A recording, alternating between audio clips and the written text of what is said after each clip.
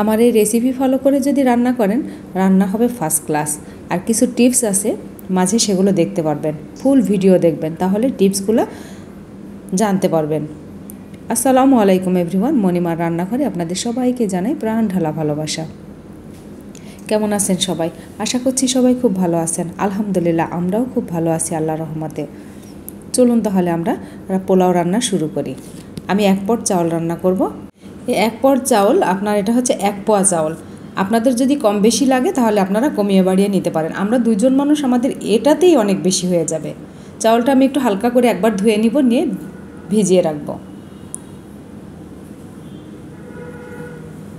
আর এই চাউলটা কিন্তু একদম অর্গানিক, ধান কিনে বাড়িতে ভাঙিয়ে এই চাল রান্না করা অনেক ভালো।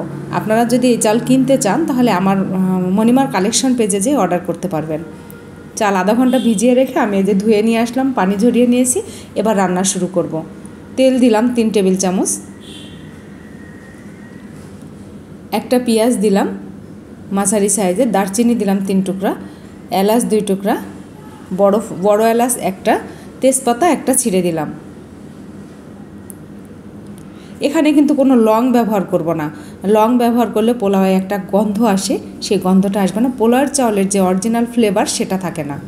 পেঁয়াজটা বাদামি রং করে ভেজেছি, খুব বেশি কড়া ভাজি নাই।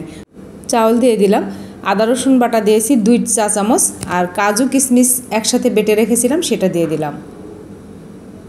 দিয়ে চাউলটাকে আমি খুব ভালো করে এখন ভেজে নিব।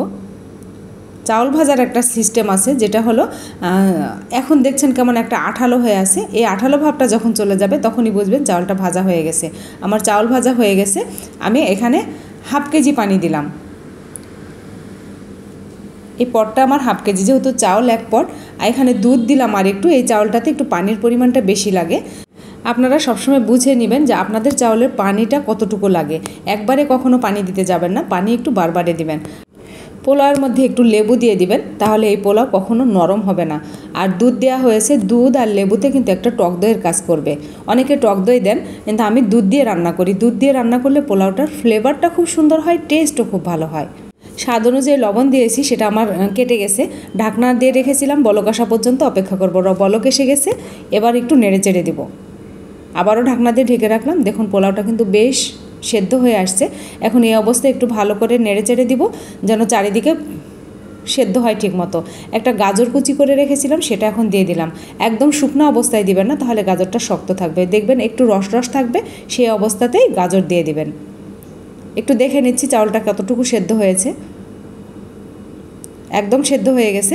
এখন যেটা করব, 3-4টা কাঁচামরিচ দিয়ে দিলাম, 5-6টা গোলমরিচ দিয়ে দিলাম, 1 চা চামচ ঘি দিয়ে দিলাম। এই গোলমরিচ আর কাঁচামরিচের ওপর ঘি দিয়ে দিলে এত সুন্দর একটা ফ্লেভার হয়, অসম্ভব মজার একটা স্বাদ। গোলমরিচ আর কাঁচামরিচটা একটু ঢেকে দিব, মানে পোলাওয়ের নিচে একটু দিয়ে দিব, তাহলে ফ্লেভারটা খুব ভালো থাকবে। আর এই পোলাওটা কিন্তু ঠান্ডা হলে আরও ঝরঝরা হবে। এখন এর ওপরে কিছু বেরেস্তা দিয়ে দেব। আগে থেকে বেরেস্তা আমি ভেজে রেখেছিলাম। বেরেস্তার পরিমাণ একটু বেশি দিয়েছি, কারণ আমার বর বেরেস্তা খুব পছন্দ করে পোলাওয়ের সাথে। ঢাকনা দিয়ে ঢেকে রাখলাম 10 মিনিটের মতো। এরপরে পরিবেশনের জন্য নিয়ে আসবো। এই যে দেখুন, 10 মিনিট পরে আমি ফিরে আসছি। কি সুন্দর হয়েছে, আর এত ঝরঝরা হয়েছে। এটা ঠান্ডা হলে কিন্তু পোলাওটা আরও ঝরঝরা হবে। এখন তো একদম গরম আছে। আমার এই রেসিপিটা যদি আপনাদের ভালো লেগে থাকে তাহলে ইউটিউব থেকে দেখলে সাবস্ক্রাইব করবেন, বেল আইকন টিপে রাখবেন, ফেসবুক থেকে দেখলে ফলো দিয়ে রাখবেন। তাহলে নতুন রেসিপি আপলোড করার সঙ্গে সঙ্গে আপনারা নোটিফিকেশান পেয়ে যাবেন। লাইক, কমেন্ট, শেয়ার করবেন ফ্রেন্ডস অ্যান্ড ফ্যামিলির মাঝে। যারা নতুন তাদের শিখতে সুবিধা হবে। আপনাদের একটা লাইক, কমেন্ট, শেয়ার আমার রান্নার প্রতি অনেক আগ্রহ বাড়িয়ে দেয়। আগামী রেসিপি নিয়ে আসা পর্যন্ত আপনারা নিরাপদ, সুস্থ, সুন্দর থাকবেন। আমাদের জন্য দোয়া করবেন। আল্লাহ হাফেজ।